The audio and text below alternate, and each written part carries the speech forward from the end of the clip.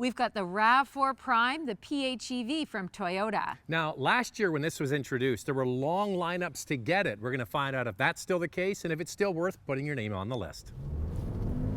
You were in a prime vehicle, Andrea. Are you feeling primed? I am super primed. Tell us what's under the hood and under the floor of this. A 2.5 liter 4-cylinder engine with Toyota's hybrid system and an ECVT, 302 horsepower, 68 kilometers, 42 miles of range. That's impressive. This is the leader in the plug-in hybrid space. And some people are going to say, Zach, you said you don't like plug-ins. No, the ones I don't like are the ones with 28 kilometers of range. Yeah, for sure. They're not going to get you very far on EV power. This one is a totally different story. Now, this thing isn't cheap, though. So let's get into what do you get? What are the key standard features with a Toyota RAV4 Prime? Here are the base model features in Canada: an 8-inch touchscreen, a 7-inch multi-information display, Apple CarPlay and Android Auto, heated front and rear cloth seats, 8-way power driver's seat, heated steering wheel, LED headlights and taillights, 18-inch wheels, a temporary spare tire, and blind spot monitoring and rear cross traffic alert. There's all these different EV modes, different kinds of dials. What can we do with it? You have to put it in S for subscribe, and if you can hit the notification bell, you'll be notified when all those videos drop, and then you can watch them. And we do 5 a week. We do this, the couple car review, every Wednesday. Every Saturday, we drop another couple car review. Monday, it's the live show. Tuesday's always a comparison. And Friday, some cool older collectible car. The only way to find out is to subscribe or follow Andrea's Instagram, Motormouth_Andrea. And for me, it's Motormouth_Auto, and the links are below. This video is brought to you by Canada Drives. Shop online for your next used vehicle and enjoy the convenience of to-your-door delivery and the confidence of a 7-day love-it or return-it guarantee. Visit canadadrives.ca to learn more. Now, we recently had the RAV4 gasoline version, and we were kind of joking about how noisy it is. This one's totally different. Totally different. It's smooth. It has a quiet cabin. It is truly a pleasure to drive. It handles so well. Plus, you've got over 300 horsepower available. The reality is, though, what you're feeling, that initial launch, is torque. And that's the wonderful thing about electric motors, is they give you instant torque, and it's very satisfying. I really think for the drive, the quietness of the cabin, this RAV4 is the best offering that Toyota has. Now, they went crazy with the styling, Andrea. They made it look exactly like every other RAV4. The only thing is, you get a badge on the side. That's it. Yeah, and you know, they offer the two-tone paint options like you get in other RAV4s. This comes standard with 18-inch wheels, and on the higher trims, it's 19-inch, but not a whole lot to talk about with the exterior. We're kind of used to the way the RAV4 looks. But you know what? On the positive side, you get all of the functionality you get with any other Toyota RAV4. Yep. This is a well-packaged car when it comes to functionality. Now you can just plug it in and drive it in EV mode. I know, it's kind of the best of both worlds. Like you said, Zach, plug it in. You want to drive it as a gas model or you want to do both. You're getting amazing fuel economy. We'll talk more about that later on. We should just let you know, we've done lots of shooting today and lots of driving, and we have depleted the full EV range, and now we're just driving it like a regular hybrid. So if you hear the gas engine in the background, just know we've done a lot of driving today. All right, so the inside, they really went out on a limb and they changed nothing on the inside. No, they changed nothing. You get the 8-inch as a standard touchscreen. And although the base model comes with some pretty good standard features, you really got to move up to the next trim to get something like the sunroof. Not the pano sunroof, just a regular sunroof. If you want the panoramic sunroof, you got to go up to that top trim.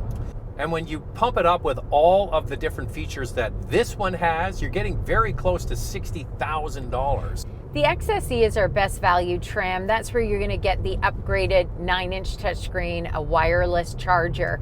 But it really is that top trim that gets all the extra features like the ventilated front seats, driver's seat memory, power passenger seats. Just stop right there. Power, front and back, and then the seat back. It doesn't raise or lower. Now look at this. I have the seat where it's basically stuck, and my head is right here if I sit upright. I know, so I have to slouch down a little bit. There's no height adjustment. Like if you're not going to give me a power Give me the ratchet style. At least give me some manual adjustment to raise or lower this seat. Like I said, this top trim, you're getting close to 60 grand for this. That should have that. And you get the power tailgate as well with the kick sensor and an 11-speaker JBL sound system.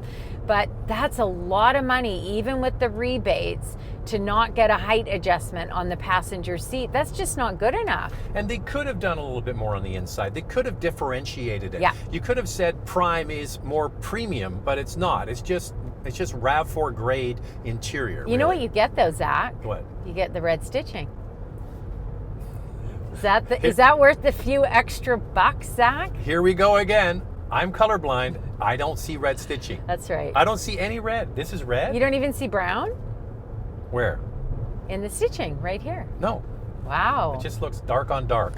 It really is red. I believe you. So in the second row, they don't steal any space away to make this the RAV4 Prime. There's all the same room you would get in the regular gas model. So you'd be okay going on a long trip and sitting in the back seat, Zach, with your height, just around 6 feet? I never sit in the back seat, Andrea. So no, but that's if not you an had issue. to, let's say our No, kids, I they wouldn't. could do it. Our kids could do it, but I'm not sitting back there. And also, the Tucson hybrid offers more space in the second row. It's actually quite a spacious vehicle, more so than this RAV4. Okay, carry on a cooler. How'd it do? It did really well. That's a spacious cargo area. It fit nicely and plenty of room for other things as well if you are traveling. All right, let's get into more questions and answers and coffee. Time now for questions, coffee, and cars. Your questions from Instagram. Besides fuel economy, what does this version of the RAV4 do well? I found the interior to be pretty sparse and the ride pretty rough in the gas model, resulting in a cheap feel. Well, it's the same interior, so you're not going to get any sort of opulence in this, except you do get a pano roof in the Prime, which we don't get on the regular gas or hybrid models in Canada. Yeah. So what do you think? I think that it has a much smoother ride, a quieter cabin. I think that the Prime is the best RAV4 out there. Well, first of all, you don't have the gas engine coming on all the time, so that's going to make it feel quieter. Yeah. And it's got more weight because of the battery. They've calibrated the suspension, so I would agree with that. I think the hybrid, I think it goes Prime, hybrid, and then the gas model. As for the interior, yeah, you're right. It's pretty basic, but it's functional and versatile. I was just saying to Zach that I remember our boys when they were younger had that Etch-a-Sketch, and this tablet here kind of reminds me of it with the two knobs on the side. But to reset an Etch-a-Sketch, you shook it. Remember that? It's true. That's all you needed to do. Do you think it's worth the high price tag compared with other SUVs? Well, just before we start, this has been a big discussion over the last few days before we started this video. Yeah. I have a slightly different angle than Andrea on this. I think that this is a fantastic vehicle. It does everything right. It even has the best range for a PHEV at 68 kilometers, 42 miles. But when I picked it up, it was actually higher. It was in the 70s. Yeah. But it's expensive on the top trim. If you want all of those extras, you're going to pay just under $57,000 for it, Canadian. And yes, you get rebates. Different provinces offer different rebates. We all get the same federal rebate. You know what's happening right now? It's expensive. You know what's happening right now? What? The Tesla fanboys are jumping on their keyboard. Should have just bought a Model Y. And you know what? They're not wrong. Yeah. You can get a full EV Model Y in that sort of snack bracket, right? But my angle is, listen, you can get a RAV4 hybrid for just under $33,000 and you start saving money right away. It's just about $2,300 more than the regular gas model. In the States, it's even cheaper. So you can walk into a much more efficient hybrid RAV4 for very little money compared to this spendy thing. And also the Tucson PHEV is coming out and the pricing is super competitive. That top model is just over $46,000. So that's one to keep an eye on. If you run on EV only until the gas engine kicks in, does it start to recharge the battery so that you can switch back to full EV mode again once charged up? Would be useful on a long trip. Okay, so remember that this is based on a hybrid RAV4, right? So when you deplete the full EV range, it just reverts back to a hybrid. That's right. So every time you brake, every time you go down a hill, you're putting juice back into the battery. You're not going to recharge it that way, but you are using the battery more if you've gone down a hill. Now, there is a charge button in here that you can use. I think I like that with the Prime. The only issue with it is that when you hold it and you put this button on, the engine gets a little bit louder. I don't think it's great for city driving when you're stopping and then you're accelerating, but on the highway, the noise level, I think, would be a little bit less. So this is really meant for when you're driving on the highway. So for example, say you were driving from Toronto to Montreal. Yeah. So you do your first 68 kilometers and you're driving in EV. And then while you're driving, and you can see it going up, and it doesn't take long to charge actually while at a steady speed on the highway, you put that charge on, and then when you get close to, say, Montreal, you switch it back to EV mode and you drive the next 68 kilometers on EV. For sure, or you just switch it to the hybrid EV mode because there's 3 buttons in here, so there's a lot of choice, which is one of the reasons why I really like this Prime. What is the life of the battery like? Always worries me if it has to be replaced, and when. Are you going to get 10 years out of it? Toyota says the battery is going to last the lifetime of the vehicle. In fact, about 2 years ago, they extended the warranty on all of their hybrids and this Prime from 8 years to 10 years. So there you go, answer and problem solved. Yeah, or 240,000 kilometers. So this is good stuff, Toyota. Are we all done? We're all done. Thanks so much for your questions. We love interacting with you guys. If you want to get a question in, it's Motormouth_Andrea. And now because you hear the music, it's time for Nightlife.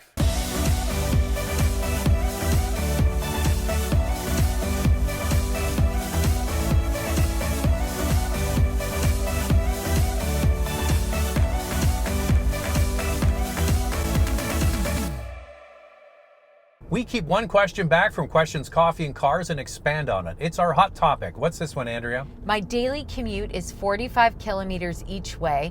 I have access to a public level 2 charger at my office, and overnight charging in my garage won't be an issue.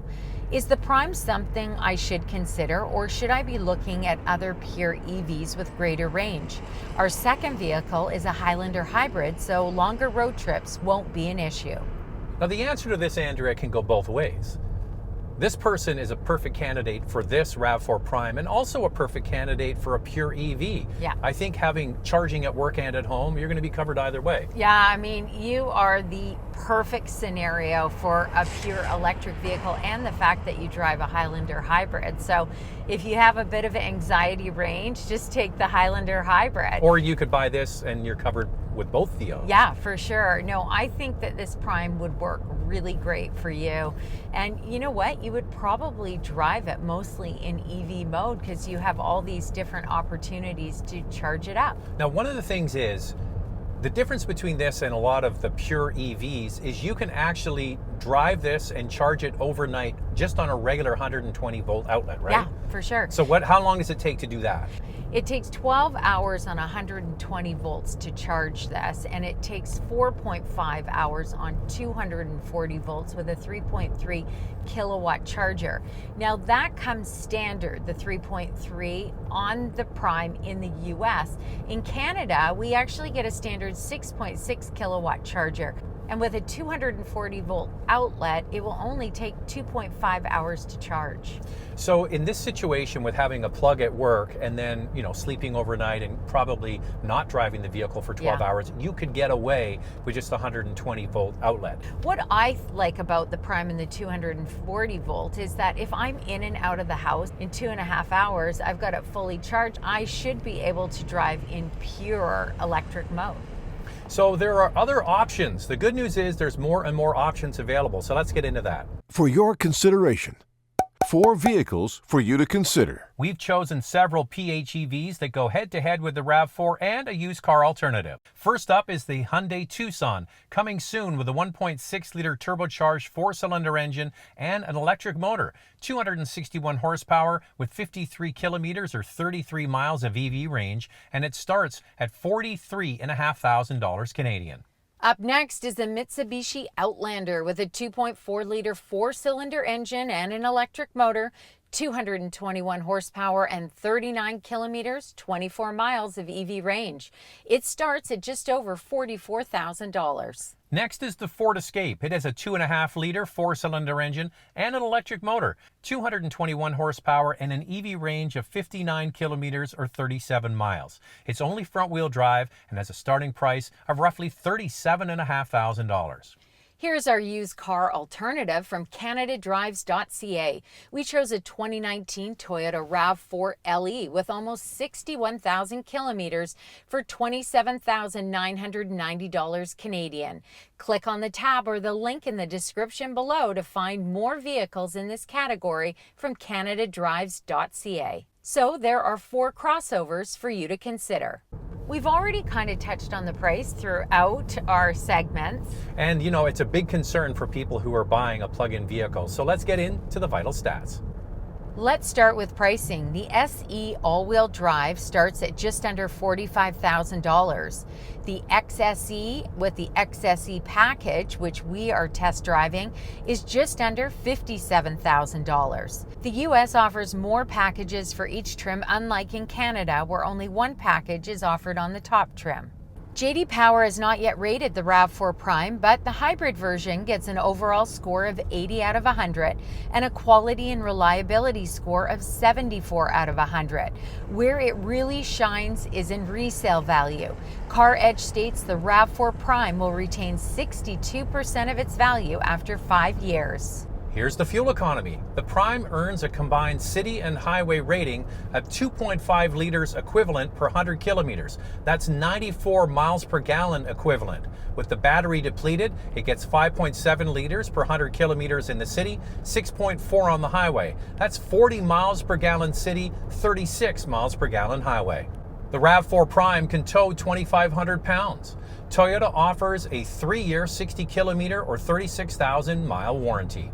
Lightning round. 2 things you like to see improved. I really like the range in this and how it handles and drives. What I would like to see improved is maybe give this interior a refresh. And how about putting some of those features on the top trim on some of the other trims as well?